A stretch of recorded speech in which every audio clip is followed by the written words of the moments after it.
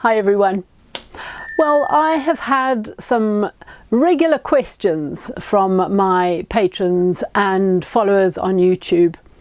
And one of the most regular ones is, can I show exactly how to set up my drip feed system with the water dripping on the glass? Now, many years ago, back in Africa, I used something completely different, and that's because, well, I didn't know any better. I'd seen pictures in the odd book that I had, but quite frankly, I didn't know where to get the little gadget that I needed. So for 19 years in Africa, I used a little tub with a little bit of water in and a sponge and a bar of soap. And I used to, in my left hand, hold the sponge, and I used to saturate it with the water, then dip it briefly on the bar of soap, and then splodge it onto the glass regularly while I was engraving. And it got to the point, as do many things in life, that you do just all the time. You don't even think about it anymore. And what the soap did was just keep the water on the glass surface for that tiny weeny bit longer than it would normally, because normally it would just run off like water off a duck's back. So the soap just kept it there. Now, you don't want to put too much soap because you end up with a pile of suds as you start sort of churning it up with the drill. Now, this of course is for those who maybe haven't got the access to what I'm about to show you and want to put water on the glass in the meantime. Because as you know, water on the glass is preferable, especially when using diamond, and it will keep the dust down, it will lubricate the diamond so that the diamonds last longer. The cut is much finer, sharper, neater. An older burr will last much longer because it just cuts easier. If you try and use an old burr onto a glass dry, you can even hear that it's not cutting the glass properly at all. So water is a great friend when it comes to engraving glass with diamond. Now, I don't use water with my stones or my rubbers, not saying that you cannot do that, but I find that it actually wears them out because they maybe get a little bit mushy, some of them. And when I was in Africa, when I realized that I could not afford to do that with my burrs, you know, if it's a rubber or a soft stone or something that's going to get a little bit soft and mushy, wear down faster, I had to try and replace them. And so that was very difficult for me in Zimbabwe. So basically, diamond only was the only time that I was using water, and pretty much to this day. Having said that, I still work dry if I want to without worrying too much, as long as I've got a new diamond and a good quality crystal. Lots of engravers don't even use water. Anyhow, let's get on with the whole idea of a drip feed system. Now, using a drip feed system, it is a regular flow. You don't have to fuss to the extent of using a sponge on the glass. You've seen many times in my videos over the years, I have the tube with the water dripping held in my left hand, and that just, I can direct it much easier like that, and I'm used to doing that while I am holding the drill in my right and still steadying it with my left hand. It's just what you get used to doing, and it may be a little bit difficult to begin with, but in time you just get so used to it you don't even think about it. Now, another thing you can do when you are using the drip feed system and you have got your little tube, if you get your other half, if you are not able to do it yourself, I mean, I like to do everything myself, but somehow get that tube to be suspended over the top of your glass in some sort of contraption where you can move it up and down and sideways quite easily, and just let it drip slowly over your work so that you have two hands to use while you're engraving. And there's so many things you can do, but this is my take on it, and this is how I've set it up. Okay, what I use, let's have a look. I use a little gadget, and it is an inline valve for 6mm airline. Okay, I've heard it being called a two-way or a three-way gang valve. It's not called that in this particular make, but it's the same thing. And interesting, it's an airline. An airline, basically, because it's used for a fish tank. So you can get them at a hardware store or a pet shop or something like that. It's quite simple, really. The one I've got, there we go, that's the one I've got.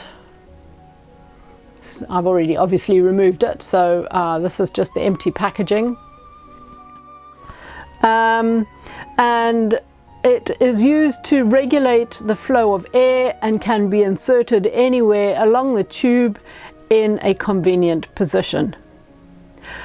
Okay, so where sometimes you can't get a two-way, and I have in the past, I've got one somewhere actually, where it's a three-way, a really old three-way, and I have blocked up one of the ways with white tack.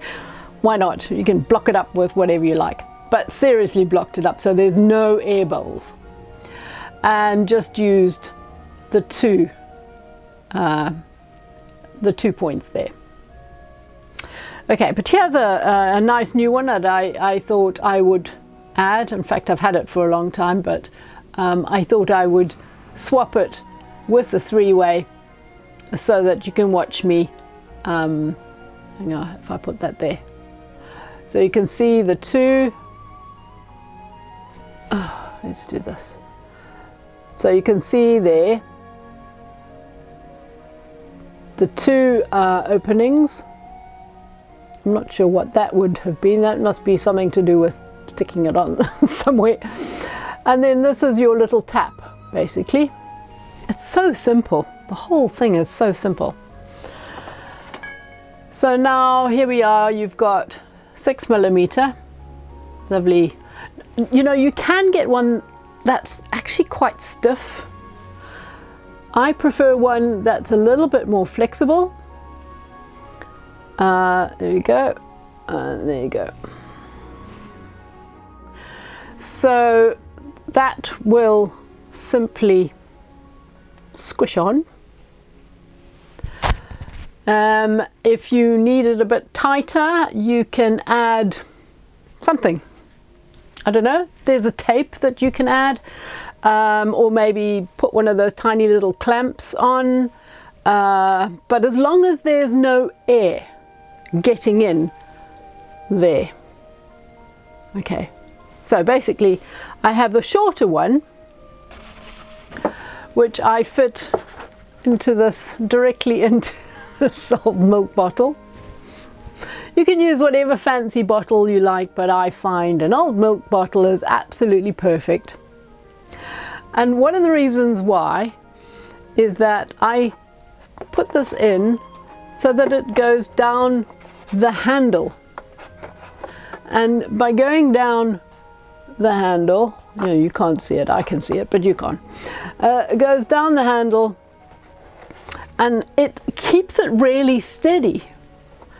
And that goes right down to the bottom. That is now sitting, you can't see it, I can.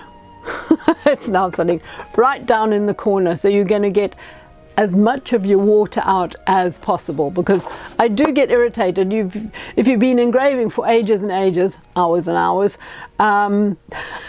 then all of a sudden you run out of water, and I've got to run all the way downstairs with the bottle, and sometimes well, you know what it's like. You really get into something, you don't want to be irritated by having to run and get some more water. So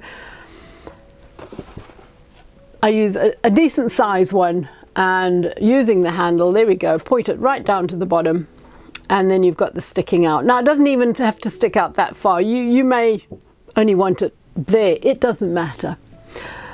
What does matter is I'm going to have this hanging high up. So we'll come on to that in a moment. But basically, I've got another one. There we go, another one. Now please excuse this. I haven't had time to go and buy a nice sparkly new one for you, and I'm just using my horrible old dirty one. I've had this going for years and years and years. Okay. And I'm going to now, whoops, I've just taken that out the bottle again. I'm going to now shove that on the other end. So now you've got the two of them sorted out and, you know, all ready to go. Let's stick that back in the bottle. Right, now the fun comes. I'm going to try and do this while holding the bottle. This is a siphoning idea. So I don't know if, like us in Africa, you if I had to siphon petrol, but we regularly had to siphon petrol during our many years of petrol shortage in Zimbabwe. And so there would be a jerry can full of petrol somewhere. Oh my goodness, I'm not even going to go into that. But one got quite used to siphoning petrol. And that's the only time I've come across this process. But basically, and not ideal to suck it, but there used to be a little squidgy gadget that you could add to the pipe. But in this case, you have to open the valve, right? And then hold it up. This is going to be hanging up, but for the moment I'm just going to hold it up, right? And did you see that come up? There's a bubble there. Hang on. You can see it's already coming. So it starts to flow, and then, I mean, that can really go full tilt. But just turn the tap literally until you get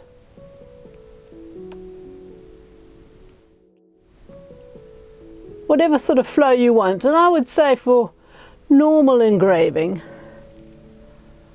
that's the sort of flow you're after.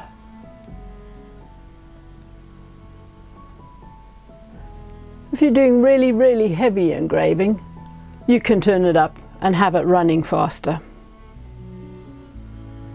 Now, as I say, you can certainly somehow have it fixed on some sort of clamp, some sort of setup where it's fitted over the top of the engraving, and you can move it backwards and forwards to wherever you're engraving, and then you'll have two hands.